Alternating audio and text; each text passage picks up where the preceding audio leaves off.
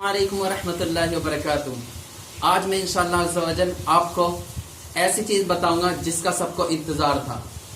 उसमें 3 बातें होंगी कि ये जो ईद आ रही है इस पर और जुमातुल वदा इसकी हम नमाज कैसे अदा करें और इसकी सवाब और इसकी जमात की फजीलत को कैसे हम हासिल करें। ये तो हमें दुख की बात है कि हमको मस्जिद में नमाज पढ़ने के लिए वक्त नहीं मिल रहा, कि हमारी मस्जिदों में जमात नहीं हो रही, यानी जुमातुल वदा की हमें जमात में हाजिरी नहीं होगी या ईद की नहीं होगी, ये दुख है। लेकिन इसके साथ हमें यह भी फ़ायदा है कि हमें इसका सवाब ज़रूर मिलेगा और हम जो घर नमाज पढ़ेंगे उसका भी सवाब मिलेगा। तो इसके बारे में यही है कि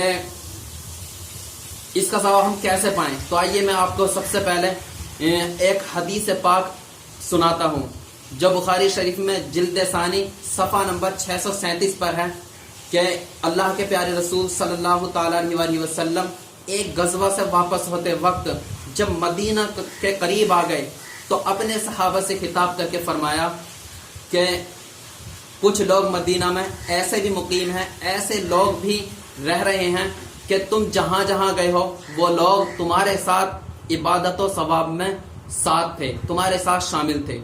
तो सहाबा किराम अलैहिमुर रिदवान ने अर्ज़ की, या रसूलल्लाह सल्लल्लाहु ताला अलैहि वसल्लम, वो तो मदीना में है, वो हमारे साथ इबादत में कैसे शामिल हो गए।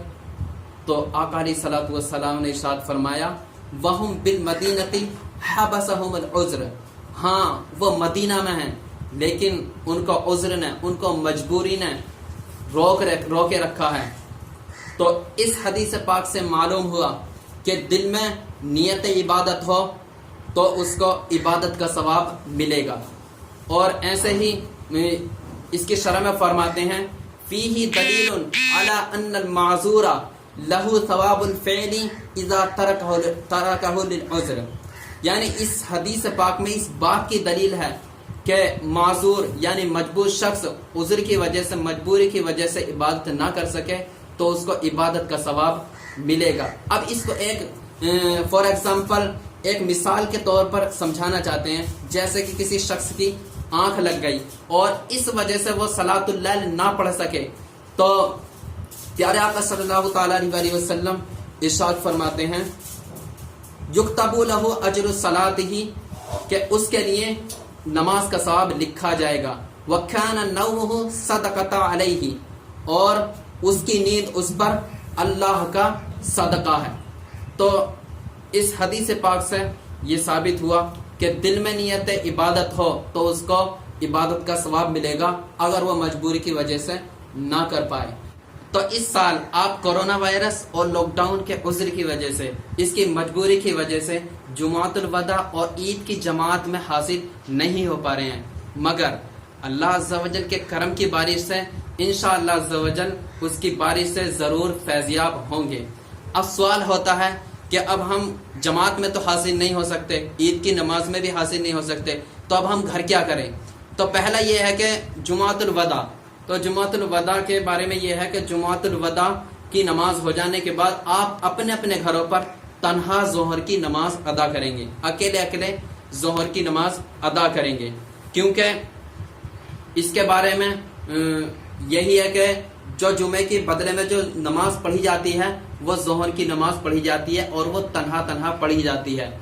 क्योंकि इसके बारे में प्यारे आका सल्लल्लाहु ताला अलैहि वसल्लम की खुशखबरी भी है कि नमाज तो वही बारगाह इलाही मकबूल होती है जो शरीयत की हिदायत के मुताबिक हो, और शरीयत की हिदायत इसमें यही है कि जुमे के बदले में जो ज़ोहर पढ़ी जाए वो तन्हा तन्हा पढ़ी जाए। तो अब शरीयत इस बात पर राजी है कि हम तन्हा तन्हा पढ़ें, तो हमको भी चाहिए कि हम तन्हा तन्हा अपनी नमाज को अदा कर लें। हमको तो इसके हुक्म पर अमल करने से मतलब है, हुक्म को बजा लाने से मतलब है।